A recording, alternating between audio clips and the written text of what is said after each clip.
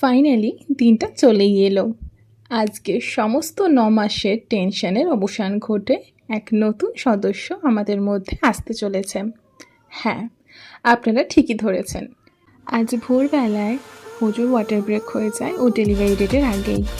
আমরা সবাই তাই তাড়াহুড়ো করে উঠে আগে ওকে নিয়ে দৌড়াই নার্সিংহোমে। ঘড়ির কাঁটায় তখন বাজে সকাল 6টা, যখন আমরা আইএলএসে পৌঁছাই। ডক্টরকে আগেই ফোন করে দিয়েছিলাম আমরা, উনি আগে থেকেই তাই ওখানে সমস্ত ব্যবস্থাই করে রেখেছিলেন। ওর অ্যাডমিশনও হয়ে গেছে, এখন বাকি প্রসিডিওরগুলো চলছে। এই যে পেশেন্টকে দেখুন, ও রয়েছে চিল মুডে, আর আমার মা বাবার তো টেনশনে হালই খারাপ হয়ে গেছিল। আমাদের সকলেরই একটু টেনশন হচ্ছিল, কিন্তু আমরা কেউই ওর সামনে প্রকাশ করছিলাম না।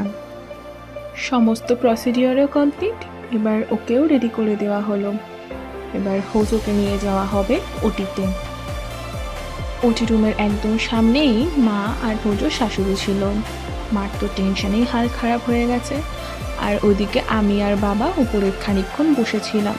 মার তো হাই প্রেশার, সকাল থেকে না ওষুধ খেয়েছে নাই কিছু পেটে পড়েছে। অবশ্য ওই সময় আমরা খাওয়ার কোনো কন্ডিশনেই ছিলাম না। দীর্ঘক্ষণ অপেক্ষার অবসান ঘটিয়ে ডক্টর হোজোর ছেলেকে নিয়ে এলো আমাদের কাছে। ফাইনালি আমি মাসি হলাম, ইয়ে! আমার যে কি আনন্দ হচ্ছিল, মানে এই যে ফিলিংসটা না, এটা আমি বলেই বোঝাতে পারবো না। পৃথিবীর সব আনন্দ একদিকে, আর প্রথমবার মাসি হওয়ার আনন্দ আর একদিকে। এবার হোজোকে ওটি থেকে বের করে রুমে শিফট করা হবে। রুমে শিফট করার পরও হোজো পুরো কেঁপে কেঁপে কথা বলছিল। আমরা বেরোনোর আগে হিটারের টেম্পারেচারটা বাড়ানোর কথা বলে দিয়েছিলাম। হোজো এখন ঘুমাবে, তাই আমরাও আর বেশি দেরি না করে ওর সাথে একটু দেখা করে কথা বলে বাড়ির দিকে রওনা দেব। যেহেতু আমরা আবার বিকেলে আসবো, তাই বেশি দেরি না করে আমরা বেরিয়ে পড়লাম। বাড়ি এসে ঘরদোর একটু গোছগাছ করে স্নান করে খেয়ে দিয়ে জলদি আমরা রেডি হয়ে আবার বেরিয়ে পড়লাম। যখন হোজোকে রুমে শিফট করানো হয়, তখন তো আমি আপনাদের বললামই ওর কেমন কন্ডিশন ছিল। ও ঠিকভাবে কথাও বলতে পারছিল না, আর ওর চোখে ছিল মারাত্মকভাবে ঘুম। ও ঘুমিয়েও পড়েছিল। এখন গিয়ে ওর সাথে একটু ঠিকভাবে কথা বলা যাবে, ওর একটু রেস্টেরও প্রয়োজন ছিল। কদিন আমাদের ভীষণ টেনশনে গেছেন। আমাদের সাথে আজকে আবার ঝুনুদিতাও এসেছিল হোজো আর পুচকেকে দেখবে বলে। ঝুনুদিতা তো ভীষণ এক্সাইটেড ছিল। উনি যখনই আমাদের বাড়িতে আসতেন তখনই বলতেন যে টুয়ার, মানে হোজোর ডাকনাম টুয়া, তো উনি বলতেন যে দেখিস টুয়ার বাবুই আসবে। আর ঠিক তাই, সেই বাবুই এলো। আমাদের তো একটাই প্রার্থনা ছিল, যেই আসুক, ছেলে আসুক মেয়ে আসুক, যেই আসুক না কেন, সে সুস্থ সবল আসুক। এই দেখুন, যেতে যেতে আবার বৃষ্টিও নেমে গেল। তাও ভালো, বেরোনোর সময়টায় বৃষ্টি হয়নি, হালকাই বৃষ্টি হচ্ছিল। ইতিমধ্যে আমরা আইএলএসে পৌঁছেও যাই। যাওয়ার পর যখন হোজোকে দেখি, তখন দেখলাম ওর ডান পাশের গালটা একটু ফুলেছিল। ডক্টরকে জিজ্ঞাসা করে জানা যায় হোজোর নাকি ঠান্ডা লেগে মামস হয়ে গেছে। আমাদের দুই বোনেরই না ঠান্ডার ধাত, একটুতেই ঠান্ডা লেগে যায়। মুখে ওর মাস্ক পরিয়ে দিয়েছে। বেবিকে যেহেতু ওর কাছে নিয়ে যাচ্ছে ব্রেস্ট ফিডের জন্য, তাই জন্য বেবির যাতে ঠান্ডা না লেগে যায়, তাই ওকে মাস্ক পরিয়ে দিয়েছেন। ডক্টরকেও জিজ্ঞাসা করলাম আমরা, বাট উনি তো বললেন যে চিন্তার কোনো কারণ নেই। ভিজিটিং আওয়ার শেষ হলে আমরা বাড়ির দিকে রওনা দিলাম। আবার তো কালকেও আসতে হবে আমাদের, তাই বাড়ি গিয়ে তাড়াতাড়ি খেয়ে দিয়ে ঘুমিয়ে পড়ব। পরের দিন আমরা ঠিক সময় মতো বেরিয়ে পড়লাম।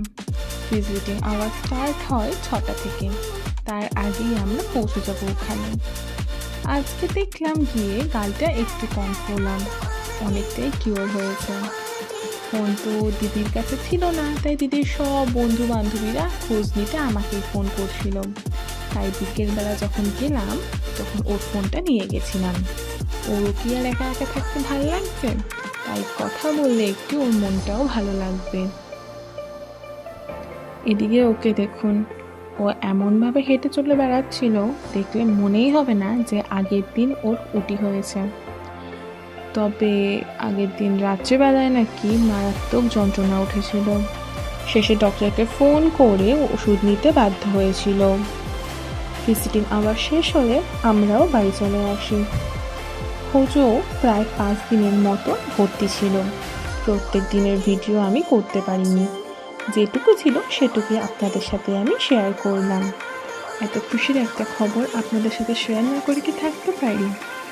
এই 9টা মাসের জার্নি খুব একটা সহজ ছিল না, খোঁজের জন্যও না আর আমাদের জন্যও না। নানান রকম সিচুয়েশন, স্ট্রেস আর টেনশনের মধ্যে দিয়ে আমাদের যেতে হয়েছে এবং এখনও যাচ্ছি। তবে 2রা জুনের সকালেই যখন আমাদের মধ্যে এই নতুন সদস্য এলো, তাকে দেখে যেন আমরা সমস্ত কিছু ভুলে গেছি। এখন সেই সব আমাদের। তাকে ভালো রাখাটাই আমাদের কাছে একমাত্র লক্ষ্য।